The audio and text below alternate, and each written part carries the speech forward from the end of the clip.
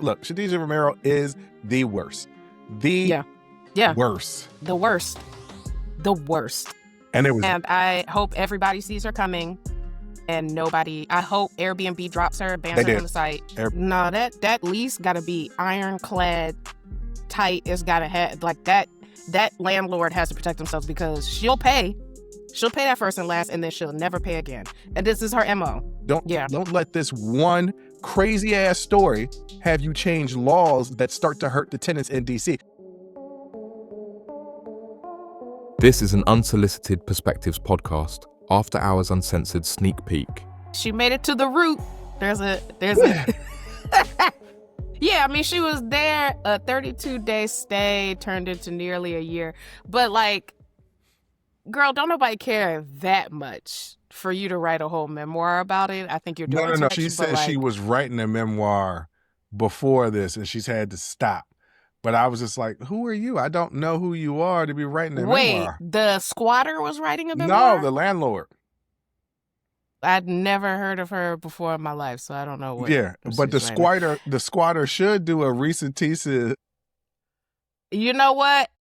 The only reason why I wouldn't participate in that is because the more views she get, the more money she can make, and I'm not putting money in that lady pockets. She came out. It was a social media post after the court hearings and everything Khadijah did. And it's just like, I always give and give and give for people. And just, when it just sucks when they're not here for you. And all I tried to do is do for people and was crying. And I was like, yo, you shady That lady don't shit. owe you nothing. First of all, you lied and said your home was damaged in a fire. No, it wasn't. You were evicted. No, that was actually true. So what happened was the only true thing she said. Happened was there was a fire in her apartment. So that is a case where they couldn't evict her. Like, that process was not finished. Or, you know what? Okay. I don't know, because I may be getting that misinterpreted, but what she said that situation was.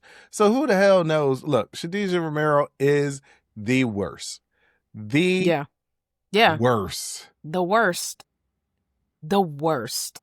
And I hope everybody sees her coming. And I hope Airbnb drops her, bans her from the site. Airbnb dropped her, yeah. Yeah. I hope nobody ever, ever, ever rents to this woman. Ever. I mean, she's got to live somewhere. I don't know where. It's too dangerous to rent to her. No, I mean, she can't, she's completely screwed with all these evictions. I don't know if she'll get an apartment. She would have to do public housing. But if she ain't got no job, probably that would work for her. I don't think she's going to qualify to get into the apartments with that many evictions, which means she would have to go private. And private might allow her, but they're going to require her to do like last month's rent and a security deposit. No, that lease gotta be ironclad, tight. It's gotta have, like, that landlord has to protect themselves because she'll pay that first and last, and then she'll never pay again. And this is her MO. Well, maybe you don't. Maybe you don't do a year lease. Maybe you do a month-to-month lease. You got to do a security deposit. As long as she's there for 30 days, she could do the squatting thing. No. That's why she rented the Airbnb for 32. Well, no. Well, okay. So kind of, sort of, yes, maybe, not really. She kind of scammed the system, but this wouldn't normally happen. It's a certain rule with Airbnb, and DC has a crackdown on short-term rentals. But I just talked about this on the episode that's airing tomorrow. And I make the argument about how if you watch some of the news reports and people talking in the area, now everybody's gung-ho about making laws so something like this never happens. And I'm like, wait a minute, hold up. Let's stop. Let's take a breath. Because there are, and I read them, so many cases of slumlords. The tenant laws are there to protect tenants from slumlords. Don't let this one crazy ass story have you change laws that start to hurt the tenants in DC? And I already see it happening. Like, I already see this fervor to just like, we got to make sure this never happens again. And people always making decisions emotionally go overboard. And so I'm like, just hold up. Just hold up. I mean, tighten up what a tenant and a landlord is. Tighten up that language. Yeah, that's the problem with,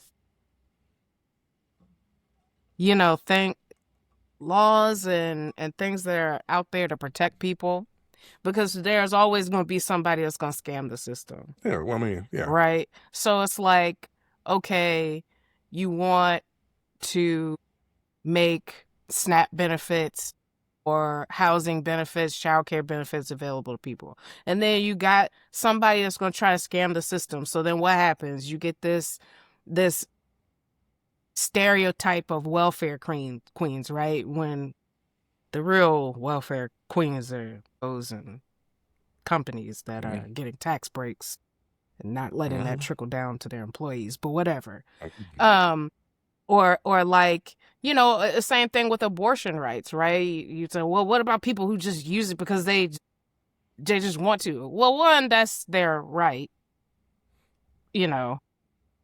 Are there people who use it as contraception? I don't know. I'm sure think it it's happens. probably I'm sure it happens, but I don't think it's there's people that most people. There's people I know of women who use Plan B like it's a vitamin. And I'm like, bitch, that's no. Just wrap it up. Well, just wrap it up. What's wrong with you? But yeah, so like that's the problem with things that, the laws and things that are out there to protect people, protect consumers, protect renters. There's gonna be people that are gonna take advantage. But that doesn't mean that we should do away with the protections. Like, you still need those protections in place. Like, so there still needs to be laws to protect tenants, but there also needs to be laws to protect landlords as well. And there are.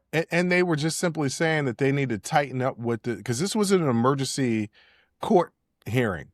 And the only reason why the judge was like, yep, this is tenant. This is not a tenant landlord thing, is because of a prior agreement. Remember, the landlord had her sign an agreement. You're not a tenant. Here's $25,000. Go away. And then $2,500 go away. And she was like, nah, this isn't going to work for me. But because she signed that document, the judge was like, oh, you said you weren't a tenant. Get the hell out. If that document had never been signed, this would have continued on. So, it's weird. And yeah, they need to tighten up what constitutes being a tenant, what constitutes being a landlord. And it is. Ladies and gentlemen out there, make sure you have a written agreement that clearly states that shit. So, Thank you for watching this After Hours Uncensored sneak peek. Check out more shows on our Patreon page and YouTube membership.